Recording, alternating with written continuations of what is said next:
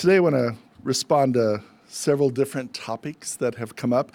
One of the topics that's come up, and several media outlets have asked about it in the past few weeks, is the Office of Legislative Oversight report that came out back in December. So I just want to respond to some information about that. As I'm sure all of you know, Montgomery County Public Schools has had a long history of being engaged in work around equity and excellence for all students.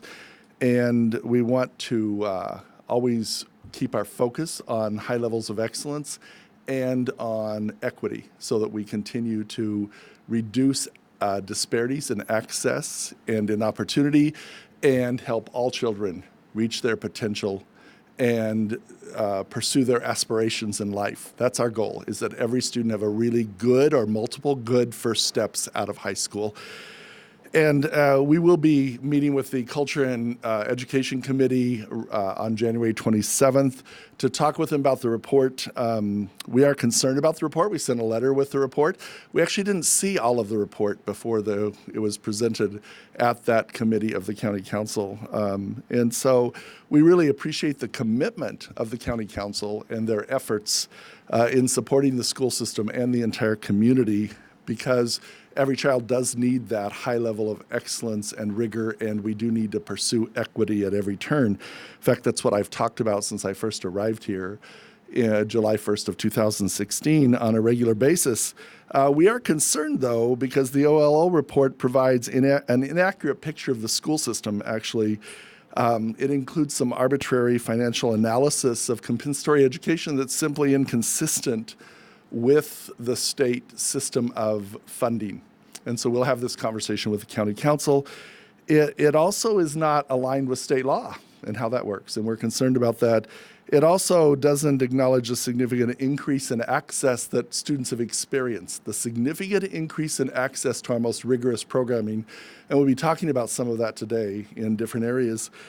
It also doesn't recognize the robust, long-standing policy that this school system's had. In fact, it recommends we have a policy, given the county just adopted an equity policy. And the fact is, we already have a policy and had one. And the first thing we did when the county adopted their policy is do an extensive analysis of the new policy in the county and our long-standing policy for consistency and alignment. So those are of concerns for us. And as we look at compensatory education, the idea that there are funding gaps really depends on, everything is determined as you measure something and how you decide to measure it. And so we want the county, and we want the school system, and we want the community all to be clear on how the state funds us and how we use that funding for our students. The compensatory analysis in the OLO report is flawed, and it unfortunately pits communities of students against one another.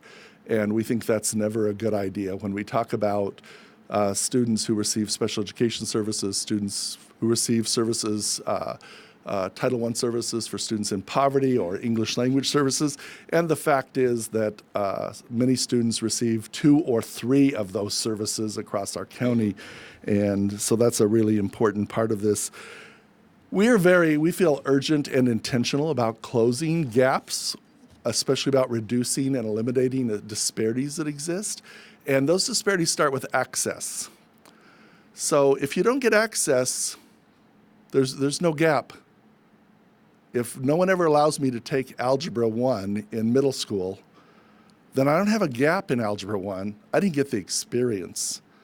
It's kind of like the coach, and I don't know a lot about athletics. I've watched a lot of games as a high school principal, but I'm going to go out on a limb here with an athletic sports metaphor. It's kind of like the coach saying to me, "Smith, you didn't score any points in the basketball game today."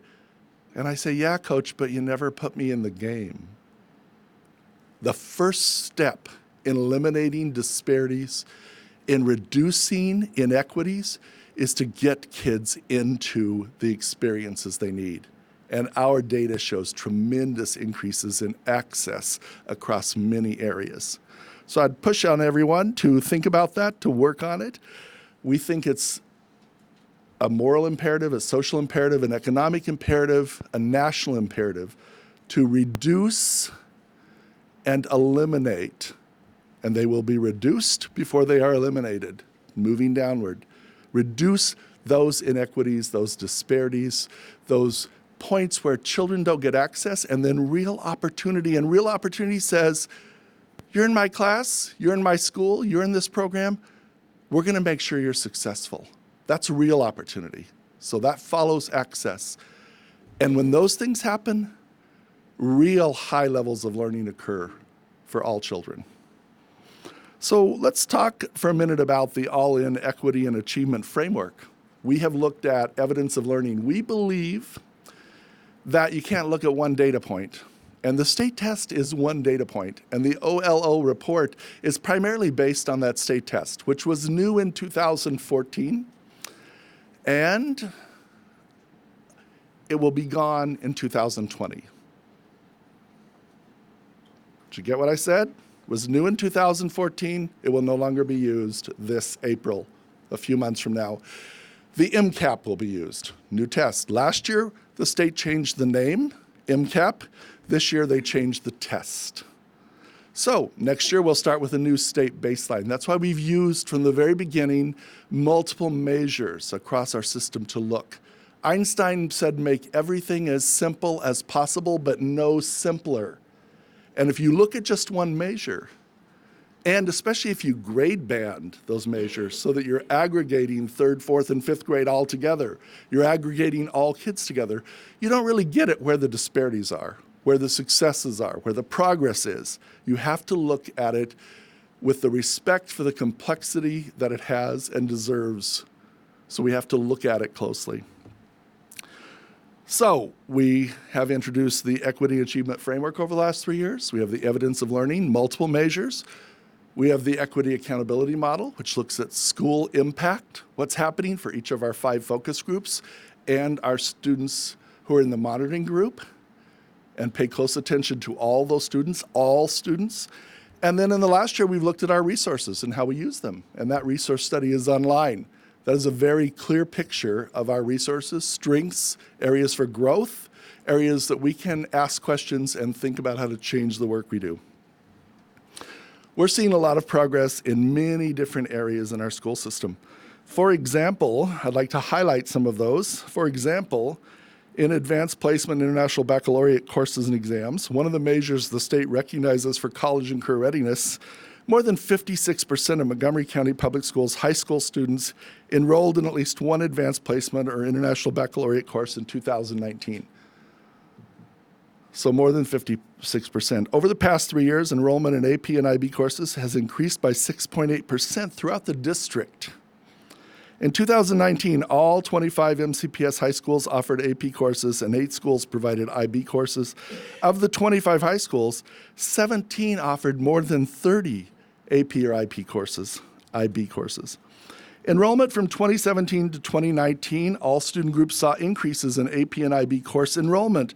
Asian, Black, or African American and Hispanic Latino students, as well as students receiving free and reduced meals prices, saw more than a 7% increase in participation. MCPS students took 41,048 AP exams in 2019, an increase of 644 tests from 2018. Students earned a college-ready score of 3 or higher on 29,334 of those tests. MCPS students accounted for 38.5% of the AP exams taken by Maryland public schools. We account for just under 20% of the students in the state, so almost double. The number of AP exams with scores of 3 or higher taken by MCPS students accounted for 41% of those in Maryland. 41%, we're about just under 20% of the student population. The percentage of AP exams taken by MCPS students who attained scores of 3 or higher was 4.7% higher than other public school students in Maryland, 66.8%, and 13.6% higher than public school students in the nation, 57.9%. So here's the deal. Montgomery County has built a long history of excellence for students. These are students who are getting ready to walk out the door into life, into higher education, careers. It shouldn't matter your race, your culture, your income, your language. we ought to be able to provide you the opportunity by the time you finish your pre-K-12 school experience to walk into that next good step in your life. And that's what we're doing. Now, does that mean that we don't have areas to improve in? Absolutely not. Does that mean we don't have disparities that we've been very clear about and put out in front of our community? Absolutely not. It's absolutely essential that we know and understand, with all the complexity it deserves, where each individual student is, where each student population is, where we are as an aggregate, and the impact of our schools. That's on our website right now around the equity accountability model. And that we use our funding to support all students, those who need support to read at or above grade level, those who walk in the door reading above grade level, or anywhere in between. That's our job. We're committed to these efforts. We think they're critically important. Poverty is not your destiny. If poverty is a person's destiny, then I don't get to stand here right now. My parents didn't finish college. My parents didn't finish high school. I had no culture of college going, no one to navigate. Obviously, I feel personally very strongly about this. So I think it's our job, collectively, as 24,000 plus employees in MCPS, to be focused on the well-being and the learning and the aspirations of every single student. And we're going to continue to do that, and we're going to work with the County Council Education and Culture Committee to talk about how we can represent our school system in an accurate, clear, understandable way to our community. That's our job. That's what we should be doing. Of equal or even greater importance is the well-being of our students. We launched the Be Well 365 effort. We've been growing that across the county, looking at our individual schools, looking at our programs. A lot of work to do there in our society and in our community and in our school system. And a part of that is a very serious subject that I want to talk about for just a few minutes, and that is the issue of hate and bias in our community. This is not unique to Montgomery County. In fact, I would tell you, as someone who served at the State Department of Education for 3 years, there's probably more resistance against hate and bias in this community than in many places. There probably is. There are probably more people who stand up here and say, stop that, it's inappropriate, than in lots of places in this state and nation. But that's not good enough. We have to push back for the well-being of every student. Part of making sure every student learns at high levels is making sure that they have a real sense of well-being and that they are physically, socially, and psychologically well taken care of. So, we're disturbed about those actions that are clearly anti-Semitic, racist, that they're biased against kids in poverty, that they're biased based on sexual orientation or sexual identity, that they're biased based on someone's religion, language, neighborhood, for any reason. And we've said this a lot over the last 3.5 years. The system has said it over the last 50 years, I'm sure, in different ways. But we have to do more. We have to do more to make sure that kids know they are welcome and well cared for, and that when someone acts inappropriately, that we respond. Once again, I take this very personally, based on my own childhood and my own experience in life. We're a very diverse community, and this school system has embraced the idea of respect for decades. One of the things I would encourage every person to do in this community, if you are engaged with children in any way, as your own children, as your neighborhood children, as relatives, as friends, in social groups, talk to your children about this. Help them understand. Help them understand what to do when someone says something to them or behaves in a way that is disrespectful and hateful, how to get help. If you talk to your children about not doing that, it's not funny. It's not right. So I want us to push very hard on our community. The school system cannot do this alone. And that does not mean we're not going to engage in it and work hard to continue to find ways to teach our children. We will discipline our children for this kind of behavior.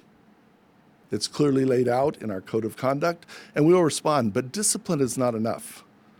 No one will ever discipline us to a good community or a good society. So it takes both appropriate and thoughtful discipline, but it also takes learning and education and experience and conversation. So let's be preventative. Let's think about how to talk to one another, and let's all stand up when we hear something and say, don't say that anymore. Don't draw that symbol on that desk, that wall, and let's teach our children to do that. And I will certainly tell you that I taught my 5 children to do that, and I will teach my 6 grandchildren if I'm so fortunate to be around them often as they get older. They're 1 and 2 and 3 right now, but as they get to be 6 and 8 and 10 and 14, these are the messages they'll get from me. Dr. McKnight has been working closely with a variety of different stakeholder groups and staff groups, as well as Dr. Johnson, our Chief of Staff. So I'm going to turn it over to Dr. McKnight to talk about the work that she's doing and the steps we're going to use going forward. All right. Good morning, everyone. Thank you for being here. Dr. Smith stated, we must ensure that our schools are safe and that they represent a welcoming place for every single one of our students. And so with that said, we want to be very intentional in sharing that we will not tolerate any form of discrimination, racism, anti-Semitism, or hate. And so I want to be very focused in saying that these are our priorities to represent diversity and a safe space for our students. And so we want to say that these are elements of the environment that should not exist, and we are going to work specifically to work against those things if they exist within our schools. So with that said, we have had a few incidents which are deeply troubling that have been dealt with swiftly at each of the schools in which these incidents have occurred. And as a system, we have issued statements condemning these hateful acts. We have a board policy, ACA, which is non-discrimination, equity, and cultural proficiency, which provides the foundation for our efforts to create and foster and promote equity and inclusion, and most importantly, acceptance for all. We know that we cannot tackle this alone, and we are deeply grateful for the partners who are working alongside the district to address this critical issue. Additionally, we know that it takes an entire community effort to model and teach our students respect and support for diversity. And that's a part that has to be focused on in the school, and we're committed to doing that, and outside of the school as well. We look to partner with many more members of our community to support this effort. So we've worked with a number of partners like our Jewish Community Relations Council of Greater Washington, the Montgomery County Council of Parent-Teacher Associations, the Black and Brown Coalition, and so many others. Next month, we will share more details on our system-wide plan to address the incidents of hate and bias. We have convened a group of staff and community members who are taking a deeper look at additional steps we must take as a system to address the surge in incidents and ensure that our responses are, one, consistent, and that we are being as proactive as possible to deal with the incidents that are causing these reactions. We want to ensure our students truly understand the impact of their actions, not just on their classmates, but on our greater community. And so a part of these efforts will be to make sure that we include an educational component to make sure that our students understand the impact of the decisions that they are making. Staff are currently and will continue to analyze data to see if there are specific trends or maybe even areas of the district where these incidents are occurring more frequently so that we can be proactive in how we're working with specific communities to address these incidents. We will have more information for you next month to detail, outline, and specifically share what we're going to be doing with our community partners to address timelines and, again, being proactive to these incidents. And I want to thank our partners, and I know we have a few in the audience today that I wanted to call out specifically. Gia Franklin-Siegel from JCRC, who's been here as a partner. We appreciate you being here. Mark Eckstein and Ursula Lutman from MCC-PTA. We thank you for being here. And Valerie Carranza from Councilmember Evan Glass's office. Oh, Thank you for being here. We appreciate you being here as well and supporting this effort.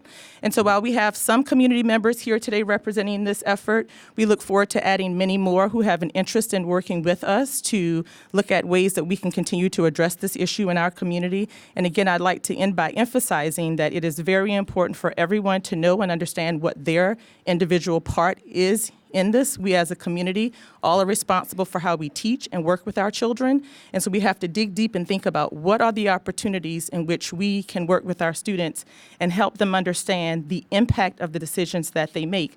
And most importantly, have them think about what they can do to be additive to the community in a positive way. Thank you.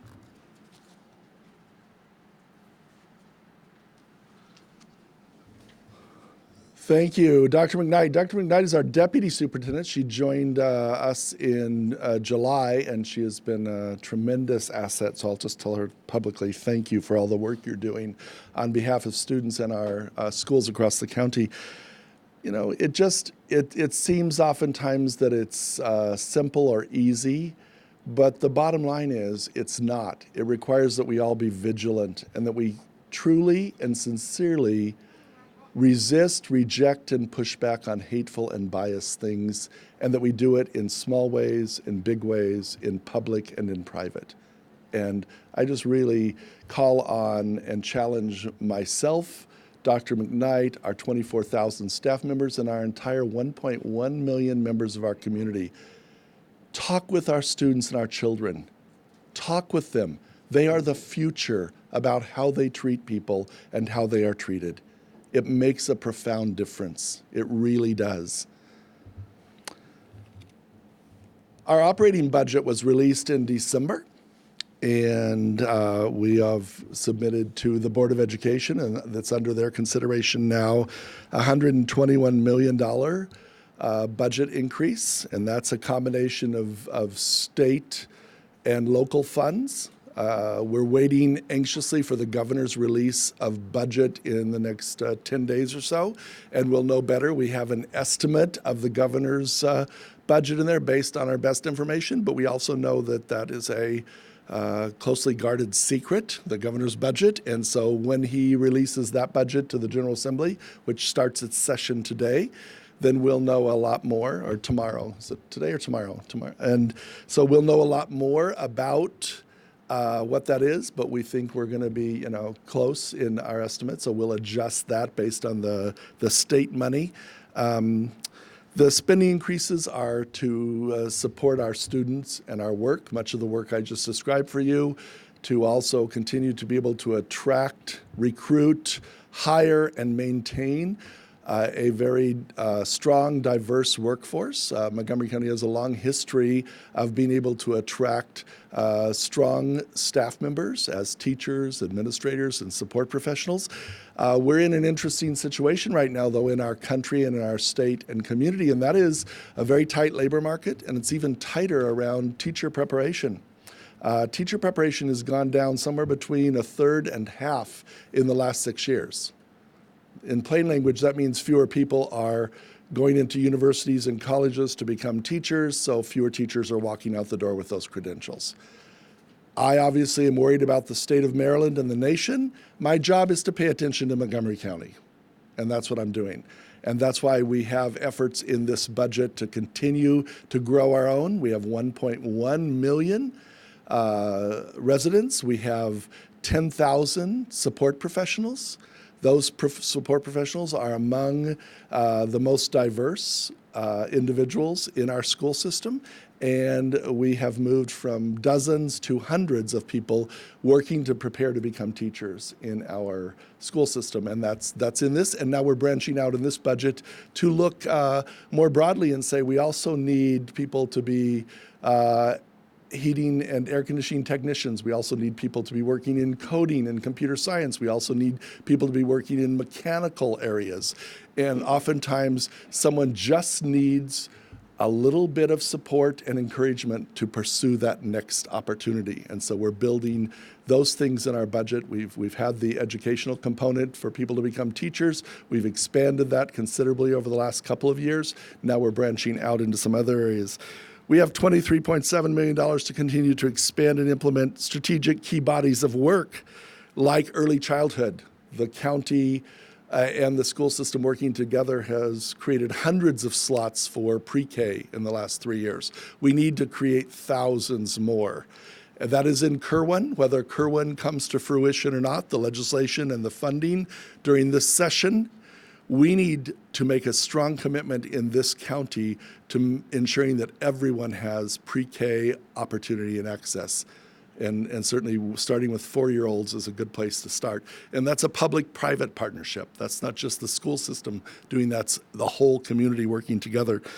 We also need to continue to create opportunities for our students. We're opening 3 new International Baccalaureate schools next fall, regional areas, and we have over 500 students who applied for just under 200 seats. That shows that there is a culture of scarcity. We need a culture of abundance. So we've been growing that in every area from the earliest grades of elementary school all the way through high school, and we'll continue to grow those things. We also are continuing to build on 2 things that are really important in our community. One is to serve our English learners very well. So there's a substantial amount of money in this budget to serve our English learners well. And we're at about 30,000 English learners right now and about 7,000 who have exited within the last 2 years. We need to be careful, and I'd ask the media to help me be careful in this area. When we talk about English learners, we might be talking about 3 or 4-year-olds. We might be talking about 16 or 17-year-olds and everyone in between. We should never paint groups of people with a single broad brush. That's part of the hate and bias conversation too, if you think about that connection. We should not do that. And if it's hateful, we really shouldn't do it. But even in things like English language acquisition, consider the difference as you enter school if you're 4 and you go to pre-K and you bring a different language than English from your home, and if you're 17 and you walk into a U.S. high school for the first time, especially if you've had a disrupted or interrupted education. And yet we call all of those students English learners. So we need to have a whole array of programs, opportunities, and value for children.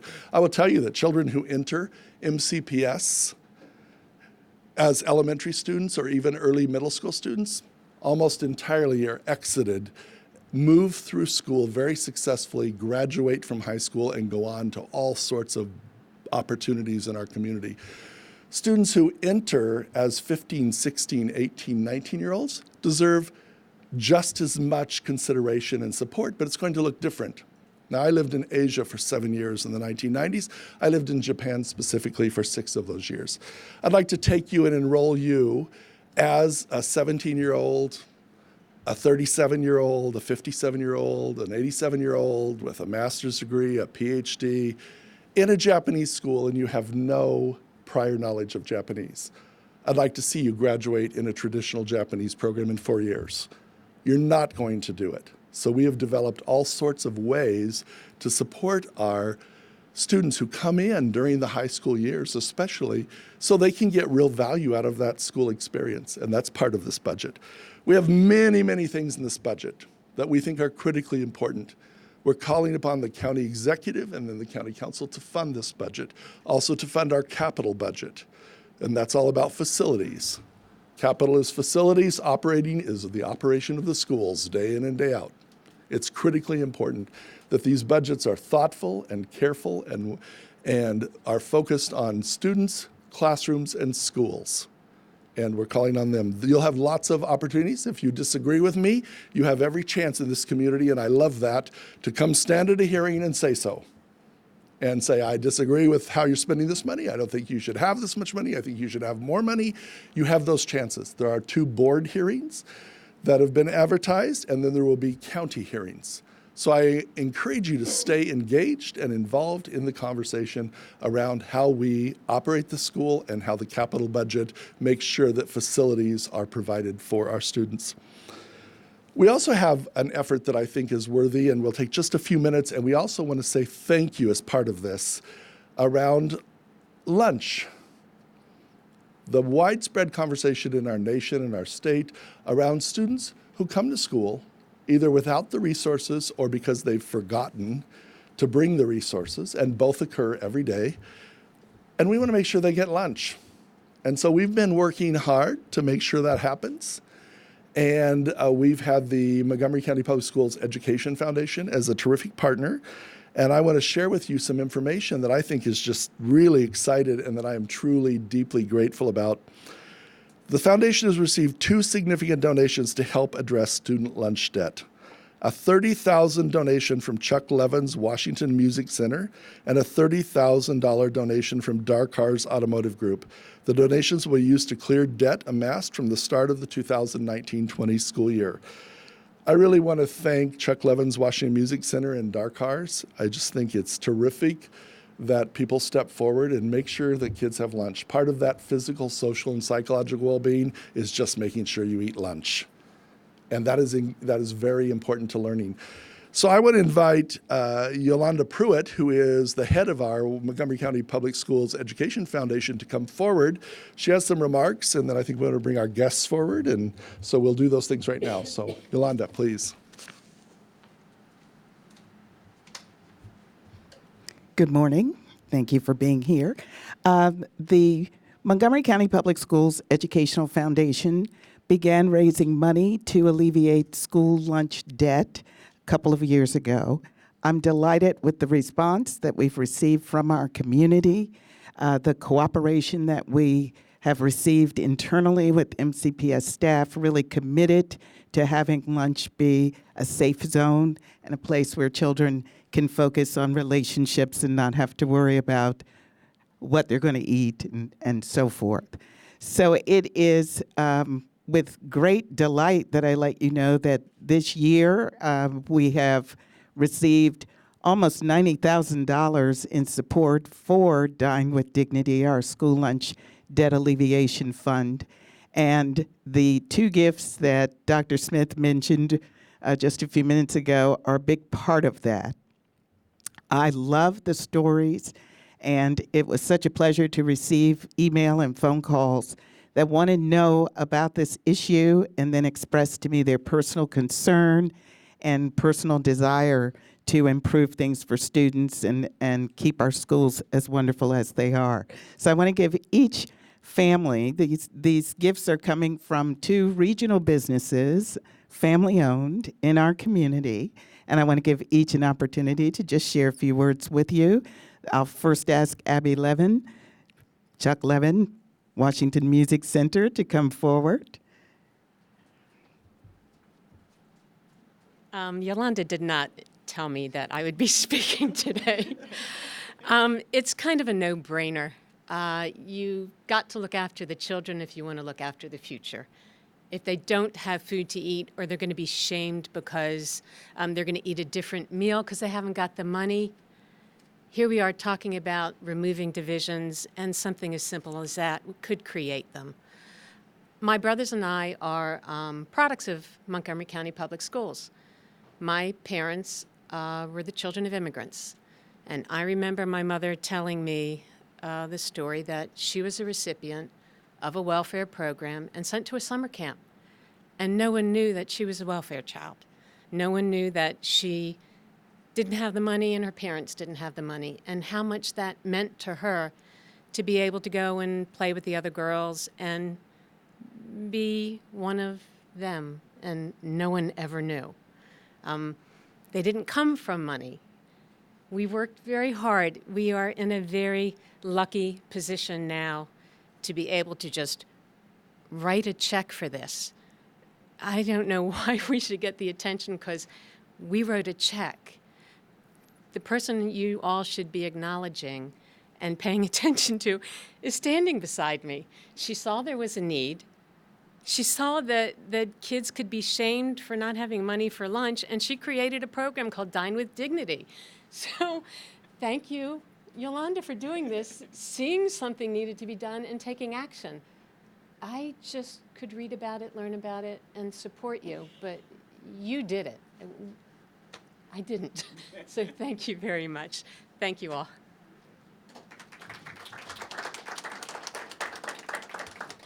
Thank you. Those are very kind words.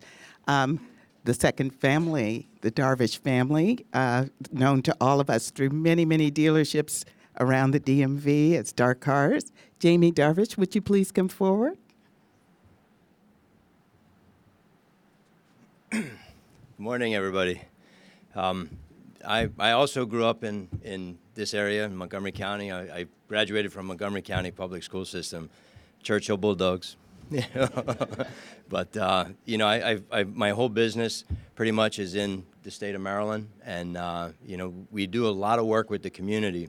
And I liked hearing Dr. Smith's words this morning talking about achieving excellence. Achieving excellence it's a nice phrase. It's nice words to say, but there's a lot of meaning in that. And everybody should strive for excellence, and everybody should achieve excellence. Everybody can achieve excellence, but you can't do it if you're hungry. And that's one real big challenge on top of multiple other challenges that children deal with in life today. I think back to when I was a kid in school in Churchill. We didn't have social media. We didn't have half of the challenges and struggles that children have to deal with today. And if you add hunger on top of it, I know myself, I don't function anywhere near where I should if I'm hungry. So I'm honored to be able to do our part and help in this matter. And I'll tell you, a good friend of mine told me one point, in a blink of an eye, we can change from being in a position to help to being in a position of needing help. And, I look at it as my duty, and our family looks at our community as our responsibility, that as long as we're in a position to help, we'll do everything we possibly can to keep pushing. We started this program last year, and we've just in the past few weeks put well over $50,000 in our community in this specific program. And it truly warms my heart and makes me happy to see that other businesses in our community are inspired and attracted to the same cause and willing to do what's necessary and put the resources forward to help put a permanent solution at some point to this problem. So thank you very much for all your efforts, Yolanda, and Dr. Smith, thanks for having us today. Appreciate it.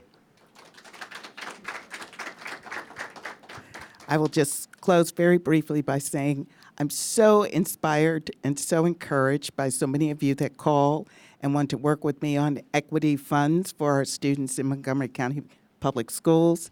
Food, in my opinion, is a first equity. Thank you. Thank you to both of you for being here, and we really appreciate what you've done. So the goal of this is to say thank you publicly for it, and on behalf of our students. And thank you, Yolanda. So today we've talked about giving accurate information to our community, and we think that's critically important. We've talked about some areas where we have seen real progress in the community and in our students, and that's what we want to always focus on is progress and areas for continued growth constantly till we've reached every one of the 166,000 as of right now, right this minute. It changes about every hour because kids enroll and withdraw, but 166,000 pre-K through 12th graders. We've talked about what I think is one of the most critical parts of the human condition, and that is how we treat each other with kindness, with respect, with decency, and how we teach the next generation to do well and do better than we have done in the past. And that's just absolutely critical in how we push back against hateful, biased, prejudiced, unkind, unnecessary things. And that's all of us together. We've talked about our budget and how we use the money, and we've talked about some really generous contributions to a very large effort to make sure. I mean, our current number of students in poverty is about 38% of our students right now, and those are the ones who do sign up. We know we have students who don't sign up for that, so we know it's higher than that. And when you think about a third of Montgomery County Public Schools students, 1/3 of them, you're talking about 58,000 students. So even though people say, well, it's only in the 30% range, every single one of that percentage turned into numbers and then into names and then into faces. That's how we have to think about the well-being of our students. They're not percentages, they're not numbers. They're names and faces and real people. Whether we're working on making sure lunch is available, making sure they're learning at the highest levels, or making sure that we are helping them learn to be the people they can and should be in the future, both as individuals who treat each other well and in the right way, or as individuals who have real skills, knowledge, understanding to go out into the world and contribute to the community and benefit back from it.